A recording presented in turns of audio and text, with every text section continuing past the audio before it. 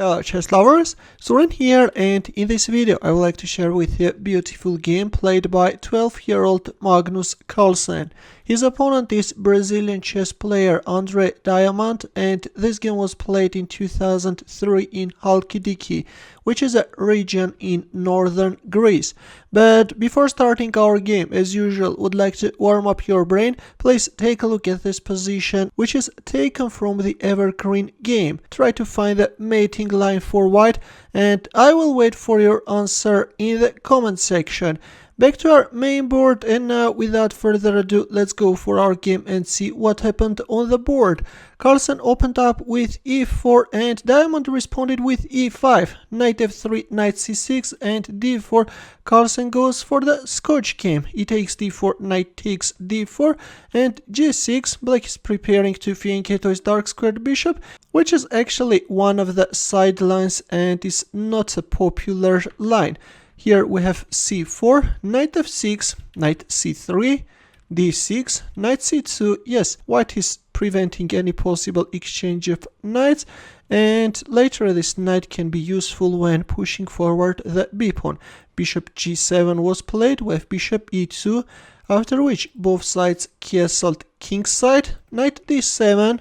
Let's see what is black going to do with his knight. Bishop d2, knight c5. And there it goes, we have b4, knight e6, rook c1, knight d4, after which we have the exchange of knights on d4, bishop e3, and now comes knight takes e2 check, after which black is managing to get a powerful bishop pair. a5, black wants to break into pieces white's queenside pieces, stopping the advancement. We have b5 and a strange decision by Diamond, bishop takes c3. Well, instead of bishop takes c3, it was better either to play f5 or bishop e6 and keep alive the bishop pair, but in our game we have bishop takes c3, rook takes c3 and f6, another dubious move.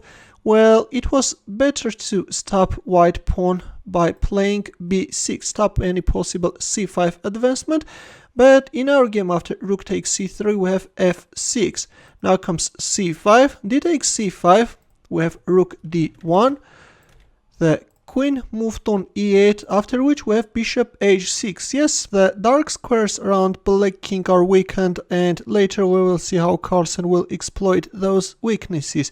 Rook f7 was played, we have queen c4, although instead of queen c4 it was better to win the pawn straight away, but in our game we have queen c4, and the problem with this queen c4 is that now by playing b6 black could have saved his pawn, and it's not quite clear where is white's compensation.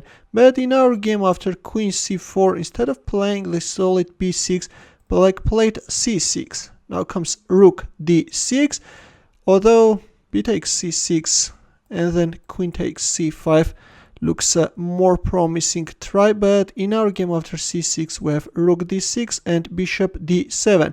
Now comes a4. Instead of a4 it was better to play b6, which is simply demoralizing black's army, but we have a4.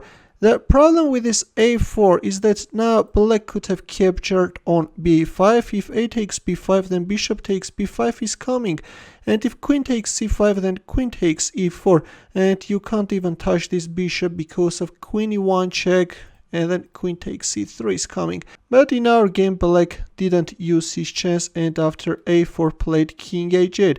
Now comes rook d3. Still, it was not too late to capture on b5, but we have rook c8, h3, again, c takes b5 was just asking itself to be played, but we have rook c7, which is a total blunder. Here Carlsen played b6, and after rook c8 he made a powerful move. Believe it or not, but in here he captured on f7. Look at this epic queen sacrifice. Well, you know what guys, this time I decided not to ask you to find the winning move, because each time when I'm asking you to find the winning move, you already know that you should sacrifice your queen. Queen takes f7 was played, and we have rook d7. queen g8. Yes, black queen should always cover the 8th rank, otherwise white was threatening also rook d8 check, and this time we have rook takes b7, g5 and rook c7. Queen e6, and the second rook is penetrating the 7th rank. Rook takes c8 is the threat. Also, rook takes h7 can be a very nasty threat.